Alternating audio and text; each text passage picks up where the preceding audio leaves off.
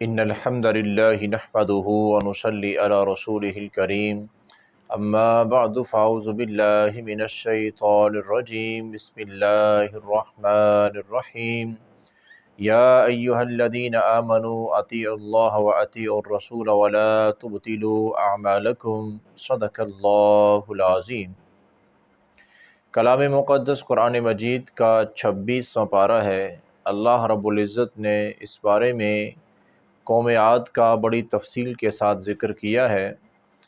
قوم عاد نے جب حضرت ہود علیہ السلام کی نافرمانیاں کی اور ان کی بات نہ مانی، اللہ تعالیٰ کی طرف سے جو توحید کا پیغام تھا انہوں نے ماننے سے انکار کر دیا، بلکہ الٹا یہ کہنے لگے کہ فَأْتِنَا بِمَا تَعِدُنَا إِن كُنْتَ مِنَ الصَّادِقِينَ، ہم نے کوئی نہیں کوئی بات ماننی، آپ جو بار بار کہتے ہو نا کہ اللہ کا عذاب آ جائے گا، عذاب آ جائے گا، جس چیز کا وعدہ کر رہے ہو بڑی دیر سے، جاؤ وہ عذاب لے آؤ، اگر تم سچے ہو تو عذاب لا کے دکھاؤ۔ یعنی کہ خود عذاب مانگنے لگے کہ یہ بہت مضبوط ترین قوم تھی، بڑے سخت جان یہ لوگ تھے۔ تو بہرحال پھر اللہ کا جب عذاب آیا تو صورتحال یہ تھی کہ ھذا عارض ممطرنا، انہوں نے دیکھا کہ بڑی دیر گزر گئی، ان کے علاقے میں بارش نہیں ہوئی تھی، تو جب بادل کو آتے ہوئے دیکھا تو بڑا خوش ہوئے کہ اب بارش آ گئی، اب بارش آئے گی، بادل آ گیا۔ لیکن اللہ تعالیٰ کا فرمان ہے بل هو ما استعجلتم به ریح فیہا عذاب علیم، بلکہ انہوں نے بڑی جلدی کی عذاب مانگنے میں، تو وہ تو جو بادل دیکھ رہے تھے کہ رحمت آئے گی، بارش آئے گی، حقیقت میں وہی بادل ان کے لیے عذاب بن گیا، تیز طوفان تھا اس کے اندر، اسی طوفان میں ہی یہ لوگ بڑی دردناک موت اس دنیا سے گئے ہیں، اور آخرت تو ان کی برباد ہو ہی چکی تھی،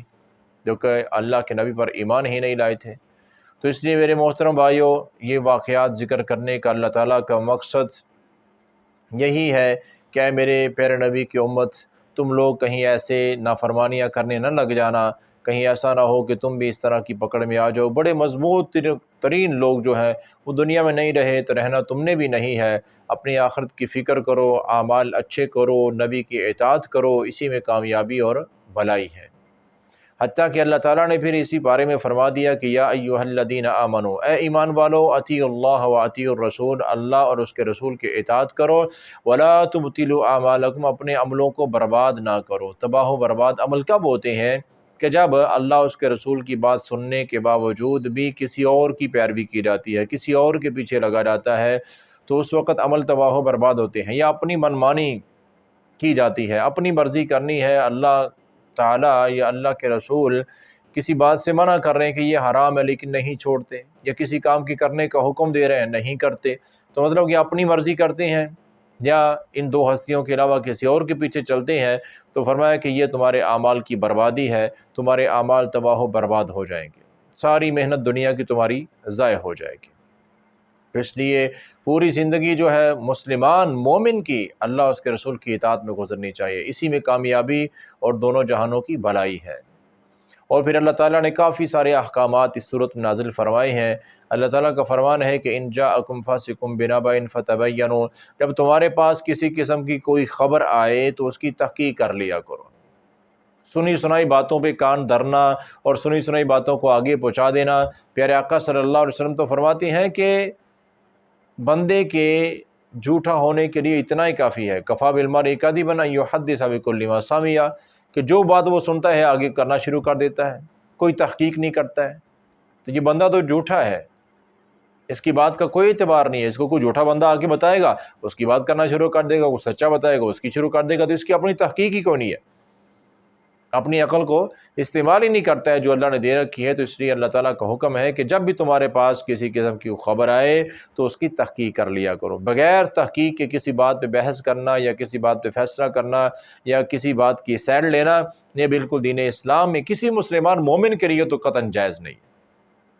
کوئی بھی بات ہو، کوئی بھی معاملہ ہو، اگر کوئی خبر پہنچی ہے تو اس کی پوری تحقیق کریں اگر آپ اس پر بات کرنا چاہتے ہیں تو۔ اور پھر اللہ تعالیٰ کا فرمان ہے کہ انما المؤمنون اخوۃ، مومن سارے آپس میں بھائی بھائی ہیں، ان کا ایک ایمان کا رشتہ ہے۔ فاصلحوا بین اخویکم، جب کہیں مومن آپس میں لڑائی جھگڑا تو تکرار ہو جائے تو ان کو سلح کر لینی چاہیے۔ اگر سلح نہیں ہو رہی ہے تو دوسرے مومنوں کی ذمہ داری ہے کہ ان کی سلح کروا دیا کریں۔ سلو کروانا بہت بڑی نیکی ہے۔ اللہ کے رسول صلی اللہ علیہ وسلم نے تو یہاں تک فرمایا ہے کہ نماز، روزہ، صدقہ، ان سب سے بڑھ کر جو نیک عمل ہے وہ ہے سلو کروانا۔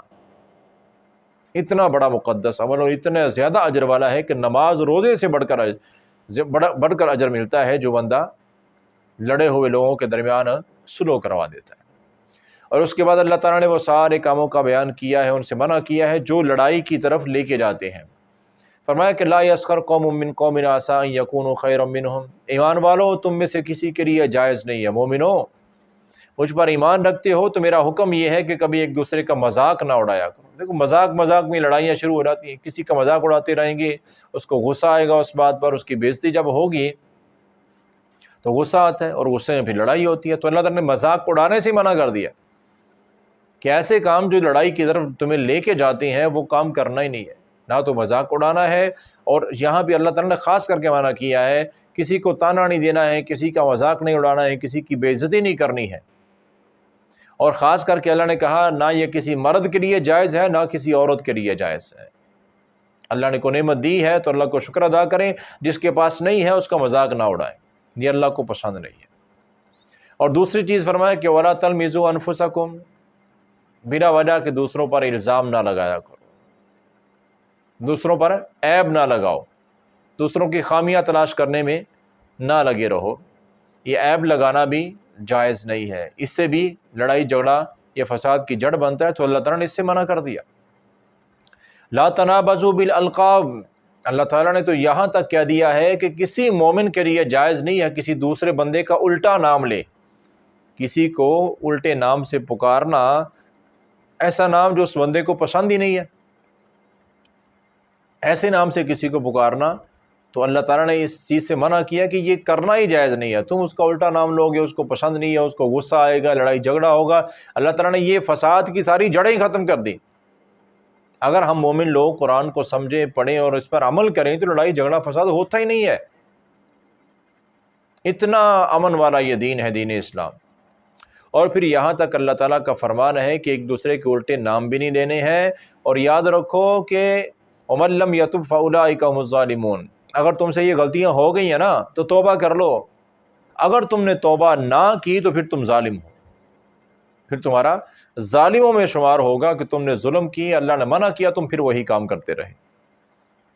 تو میرے بھائیو غلطی انسان سے ہو جاتی ہے، اگر ہو گئی ایسی کوئی غلطیاں تو اللہ سے توبہ کریں، معافی مانگیں، اللہ تعالیٰ معاف کرنے والی ذات ہے، اور رمضان کے مہینے میں تو اللہ تعالیٰ اور بہت جلدی معاف کر دیتے ہیں۔ اور پھر اللہ تعالیٰ کا فرمان ہے کہ اے ایمان والو اجتنبوا کثیرا من الظن ان بعض الظن اثم، ایمان والو بہت زیادہ گمان کرنے سے بچو، بلا وجہ کہ دوسروں کے متعلق جو ہے نا وہ سوچیں بناتے رہنا، اور کئی سوچیں، کئی گمان ہیں وہ اللہ تعالیٰ کے ہاں بندے کے گناہ لکھے جاتے ہیں۔ غلط قسم کی سوچیں دوسروں کے لیے سوچتے رہنا یہ اللہ کو پسند نہیں، بالکل اس سے منع کیا گیا ہے۔ اور ساتھ ہی فرمایا کہ لا تجسسوا، ایک دوسرے کی جاسوسی نہ کیا کرو۔ جب کوئی دو تین آپس میں بات کر رہے ہیں تو تمہیں پاس نہیں بٹھا رہے ہیں یا تم سے علیحدہ بات کر رہے ہیں تو اس کا مطلب ہے کہ اس بات کا تمہارے ساتھ تعلق نہیں ہے، پھر بھی کان لگاتے رہنا، جاسوسی کرتے رہنا، ادھر کی خبر ادھر سنانا، ادھر کی ادھر سنانا، تو یہ اللہ کو پسند نہیں ہے، اس لیے منع کیا ہے کہ یہ اب دیکھو نا جو لوگ بات کر رہے ہیں اب وہ بات کسی کو سنانا نہیں چاہتے ہیں، لیکن اگر کوئی بندہ آ کے جاسوسی کرتا ہے، سن لیتا ہے، کوئی تھوڑی بہت سنتا ہے، وہ جا کے کہیں اور بتا دیتا ہے۔ اب جب ان کو پتہ چلے گا کہ ہماری فلاں بندے نے یہ بات لیک کی ہے، ہمارا مشورہ لیک کیا ہے، تو ان کو غصہ آئے گا، اس میں لڑائی ہوگی۔ تو اللہ نے اس لڑائی کی جڑ کو ہی ختم کر دیا کہ جاسوسی جائز ہی نہیں ہے، کسی مومن مسلمان مرد یا عورت کے لیے جاسوسی کرنا بالکل جائز نہیں ہے۔ اور ایک اور بڑا گناہ ہے جو فساد کی جڑ ہے، اس کا بھی اللہ تعالیٰ نے یہاں خاتمہ کیا ہے کہ اللہ تعالیٰ کا فرمان ہے لا یغتب بعضکم بعضا، ایک دوسرے کی غیبت نہ کیا کرو۔ غیبت مطلب کہ یہاں پہ ایک بندہ موجود ہی نہیں ہے، اس کی خامیاں یہاں بیان کرنا لوگوں میں، وہ بندہ یہاں نہیں ہے، اس کی خامیاں، وہ خامیاں اس کے اندر ہیں تو اس کو سمجھائے نا، یہاں بیان کریں گے تو غیبت ہوگی، غیبت کریں گے تو گناہ، اور اتنا بڑا گناہ ہے۔ اللہ تعالیٰ کا فرمان ہے ایحب احدکم ان یاکل لحم اخیہ میتا فکرہتموہ، بالکل ایسے ہے جیسے تم اپنے فوت شدہ بھائی کا گوشت کھانا پسند کرتے نہیں نہ پسند کرتے، تو اتنا ہی بڑا گناہ ہے یہ غیبت کرنا، اس کو بھی کیوں پسند کرتے ہو؟ پھر کیوں دوسروں کی غیبتیں کرتے ہو؟ یہ بہت بڑا گناہ ہے، اس لیے اللہ تعالیٰ نے اس بات سے منع کر دیا ہے۔ اور اللہ تعالیٰ نے یہاں تک وضاحت فرمائی ہے کہ ان اکرمکم عند اللہ اتقاکم، دیکھو تمہارے قبیلے ہیں، تمہاری برادریاں ہیں، تمہارے خاندان ہیں، دنیا میں تمہارا اونچ نیچ کا جتنا یہ معاملات ہیں، یہ اللہ تعالیٰ نے ایک حکمت کے تحت بنا رکھا ہے تمہاری پہچان کے لیے، لیکن یاد رکھو اللہ تعالیٰ کہتے ہیں میرے نزدیک عزت والا وہ ہے جو گناہوں سے بچتا ہے۔ اتقاکم، جتنا کوئی گناہوں سے زیادہ بچے گا اتنا وہ متقی ہوگا، اور جتنا کوئی متقی تقوی اختیار کرے گا اتنا وہ اللہ کو پیارا ہوگا۔ اب گناہوں سے بچنے والا غریب ہے تو وہ اللہ کو پیارا ہے، گناہوں سے بچنے والا خوبصورت ہے وہ بھی اللہ کو پیارا، اگر خوبصورت نہیں ہے تو وہ بھی اللہ کو پیارا ہے۔ تو اللہ کے ہاں یہ حسن یا اللہ کے ہاں یہ مال و دولت یا عہدہ یا خاندان اس کی کوئی حیثیت نہیں ہے۔ اللہ کے ہاں صرف تقوی معیار ہے بندے کی فوقیت کا، بندے کی افضلیت کا۔ اور اللہ تعالیٰ کا فرمان ہے کہ ان اللہ علیم خبیر، یاد رکھو میں بہت زیادہ علم رکھنے والی ذات ہوں اور مجھے تمہارے ایک ایک عمل کی خبر ہے۔ تم میں سے کون متقی ہے، کون صحیح معنوں میں گناہوں سے بچتا ہے، مجھے تو سارا ہی پتہ ہے۔ اور یہاں تک اللہ تعالیٰ نے اس پارے کے آخر میں فرمایا ہے کہ وَلَقَدْ خَلَقْنَا الْإِنسَانَ، ہم نے انسان کو پیدا کیا ہے، وَنَعْلَمُ مَا تُوَسْوِسُ بِهِ نَفْسُهُ، اور اس کے اندر جو وسوسے جو خیالات ہیں ہم اس کو بھی جانتے ہیں، صرف عملوں کو نہیں، جو ہمارے اندر جذبات، ہمارے خیالات، ہمارے احساسات، اللہ تعالیٰ ان کو بھی جانتے ہیں۔ اور کیا کہا؟ فرمایا کہ وَنَحْنُ أَقْرَبُ إِلَيْهِ مِنْ حَبْلِ الْوَرِيدِ، ہم تو انسان کی شاہ رگ سے بھی زیادہ قریب ہیں، یعنی کہ بندہ خود اتنا اپنے قریب نہیں ہے جتنا اللہ بندہ کے قریب ہے۔ تو اللہ تعالیٰ ہر حال میں ہر وقت ہماری پوری خبر رکھتے ہیں، کون کیا کر رہا ہے، اور یہاں تک کہ کون کیا سوچ رہا ہے، اور کس کے دل میں کیسا جذبہ ہے، کون دل سے متقی ہے اور کون لوگوں کو دکھانے کے لیے کام کر رہا ہے۔ تو اللہ تعالیٰ کو میرے بھائیو ساری خبر ہے، تو اس لیے اللہ تعالیٰ نے یہ سارے اصول بیان کیے ہیں تاکہ ہم ایک اچھے طریقے سے زندگی گزار سکیں جس سے ہماری آخرت بن سکے۔ تو اللہ سے دعا ہے اللہ تعالیٰ ہمیں ان تمام مسائل کو سمجھ کر عمل کرنے کی توفیق عطا فرمائے۔